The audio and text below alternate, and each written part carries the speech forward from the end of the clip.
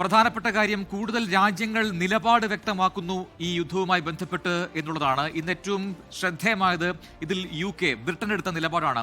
അമേരിക്കയ്ക്കെതിരെ പരസ്യമായി രംഗത്ത് വരുന്ന ബ്രിട്ടനെ നമ്മൾ കാണുന്നു. അതിൽ അങ്ങോട്ടും ഇങ്ങോട്ടും വാക്പോര് നടത്തുന്ന രാഷ്ട്രത്തലവന്മാരെ കാണുന്നു. അപ്പോൾ ലോകക്രമം ഇതുമായി ബന്ധപ്പെട്ട് നടത്തുന്ന ഇത്തരം പ്രതികരണങ്ങളൊക്കെ തന്നെ അത് എന്ത് പ്രത്യാഘാതമാണ് ഈ നിയർ ഫ്യൂച്ചറിൽ ഉണ്ടാക്കാൻ പോകുന്നത് എന്ന സുപ്രധാന ചോദ്യമാണ്. രാഷ്ട്രങ്ങൾ തമ്മിലുള്ള നയതന്ത്ര ബന്ധത്തിൽ പോലും ഉലച്ചിലുണ്ടാകാനുള്ള ഒരു കാരണമായി ഈ യുദ്ധം മാറുകയാണോ? പ്രജിൻ, കഴിഞ്ഞ ഏതാനും പതിറ്റാണ്ടുകളായി അമേരിക്കയുടെ ഏതൊരു സൈനിക നീക്കത്തിലും പങ്കാളിയായിരുന്നു ബ്രിട്ടൻ. പക്ഷേ ഇപ്പോൾ ഇറാനെതിരെയുള്ള സൈനിക നീക്കത്തിൽ പങ്കാളിയാകില്ലെന്ന് ബ്രിട്ടീഷ് പ്രധാനമന്ത്രി കിയർ സ്റ്റാമർ കഴിഞ്ഞ ദിവസം തന്നെ വ്യക്തമാക്കിയിരുന്നു. ഇറാന്റെ ആക്രമണം പ്രതിരോധിക്കാൻ വേണമെങ്കിൽ ബ്രിട്ടന്റെ സൈനിക താവളങ്ങൾ വിട്ടു നൽകാം എന്ന് മാത്രമാണ് കിയർ സ്റ്റാമർ വ്യക്തമാക്കിയത്. ഇതിനെതിരെയാണ് രൂക്ഷമായ വിമർശനവുമായി അമേരിക്കൻ പ്രസിഡന്റ് ഡൊണാൾഡ് ട്രംപ് രംഗത്ത് വന്നിരിക്കുന്നത്. പ്രത്യേക ബന്ധം ഉലഞ്ഞു എന്നാണ് ഡൊണാൾഡ് ട്രംപിന്റെ പ്രതികരണം. സഹായിക്കുമെന്ന് കരുതി, പക്ഷേ അതുണ്ടായില്ല. ആവശ്യ സമയത്ത് ബ്രിട്ടൻ തിരിഞ്ഞു നോക്കിയില്ലെന്നും ഡൊണാൾഡ് ട്രംപ് പ്രതികരിച്ചു. ഇതിന് തൊട്ടു പിന്നാലെ ട്രംപിന് മറുപടിയുമായി കിയർ സ്റ്റാമർ രംഗത്ത് വന്നു. ചരിത്ര പാഠങ്ങൾ മറക്കരുത് എന്നാണ് ഡൊണാൾഡ് ട്രംപിന് കിയർ സ്റ്റാമറുടെ പ്രതികരണം. ഇറാഖിലെ സൈനിക നടപടി സൂചിപ്പിച്ചായിരുന്നു കിയർ സ്റ്റാമർ ആ പ്രതികരണം നടത്തിയത്.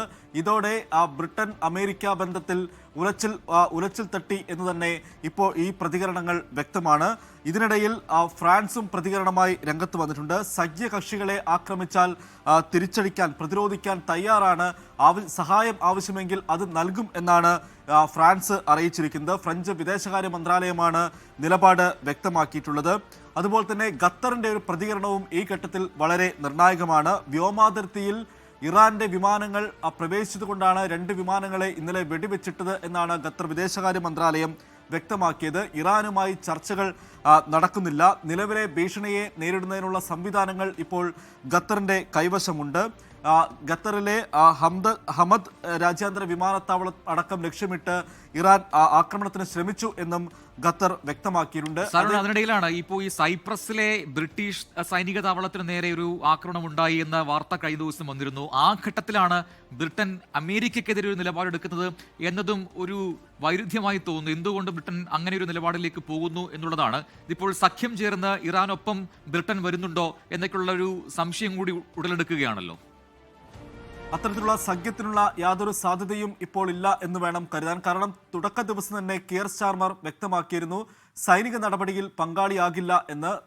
സൈപ്രസിലെ ബ്രിട്ടീഷ് സേനാ താവളത്തിന് നേരെയുള്ള ആക്രമണത്തിന് ശേഷവും ഇറാന്റെ ആക്രമണം പ്രതിരോധിക്കാൻ വേണമെങ്കിൽ സേനാ താവളങ്ങൾ വിട്ടു നൽകാം എന്ന് മാത്രമാണ് ബ്രിട്ടീഷ് പ്രധാനമന്ത്രി കിയർ സ്റ്റാമർ വ്യക്തമാക്കിയത്. നേരത്തെ അമേരിക്ക അതുപോലെ തന്നെ ബ്രിട്ടനും തമ്മിലുള്ള ബന്ധം പരിശോധിച്ചാൽ ഇപ്പോൾ ആ നിലപാടിൽ നിന്നൊക്കെ ബ്രിട്ടൻ പിന്നോട്ട് പോകുന്നു എന്ന സൂചനയാണ് ഈ പ്രതികരണത്തിൽ ഉണ്ടായത്.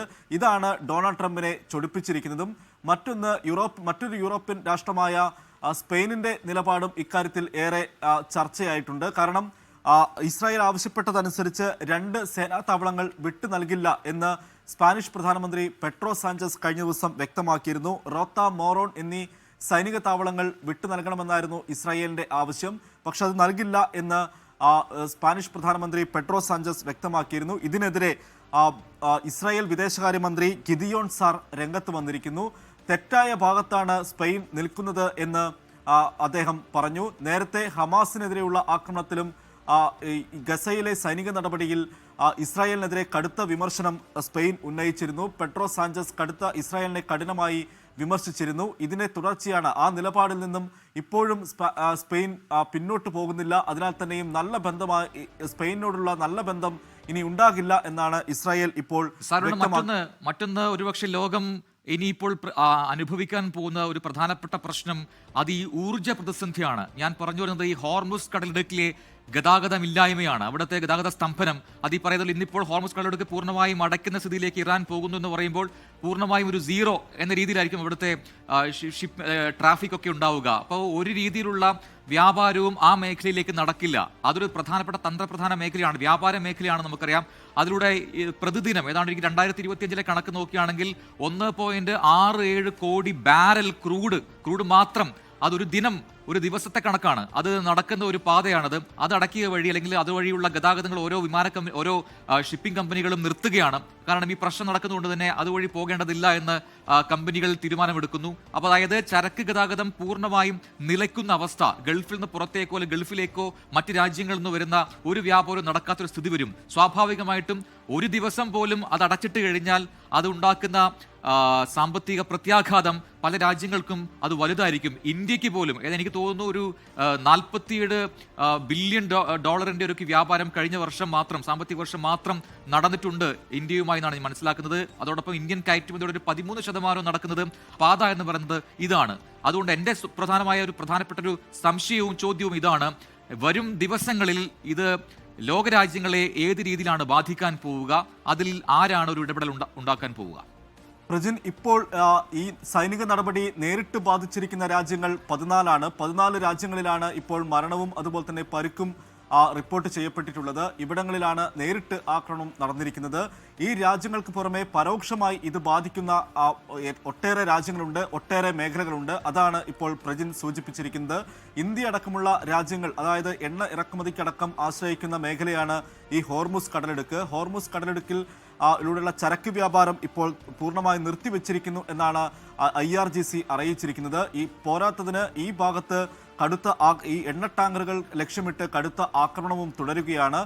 ഒമാൻ തീരത്ത് ഈ എണ്ണ ടാങ്കർ ലക്ഷ്യമിട്ടുള്ള ആക്രമണത്തിലാണ് ആളുകൾ കൊല്ലപ്പെട്ടിട്ടുള്ളത്. അങ്ങനെ ഈ മേഖല ഏറെ സംഘർഷഭരിതമായി തുടരുകയാണ്. ഇന്ത്യ പോലും ഇക്കാര്യത്തിൽ ഏറെ ഇതിന് പകരം റഷ്യയിൽ നിന്ന് എണ്ണ ഇറക്കുമതി കൂട്ടാൻ ഇന്ത്യ അടക്കം തീരുമാനിക്കുന്ന രീതിയിലേക്ക് കാര്യങ്ങൾ നീങ്ങുകയാണ്. അങ്ങനെ ഈ നേരിട്ട് ബാധിക്കാത്ത പരോക്ഷമായി ബാധിക്കുന്ന രാജ്യങ്ങളും ഏറെയാണ്. അങ്ങനെ ഈ മധ്യപൂർവേഷ്യയെ മാത്രമല്ല ബാക്കി രാജ്യങ്ങളിലും അത് എണ്ണ ഇറക്കുമതിയുടെ കാര്യത്തിലായാലും ഊർജ്ജ മേഖലയുടെ കാര്യത്തിലായാലും സാമ്പത്തിക കാര്യങ്ങളിലായാൽ പോലും ഏറെ പ്രതിസന്ധി ഈ വരും ദിവസങ്ങളിൽ തുടരും എന്നുള്ളതാണ് ഇപ്പോൾ വ്യക്തമാകുന്നത്.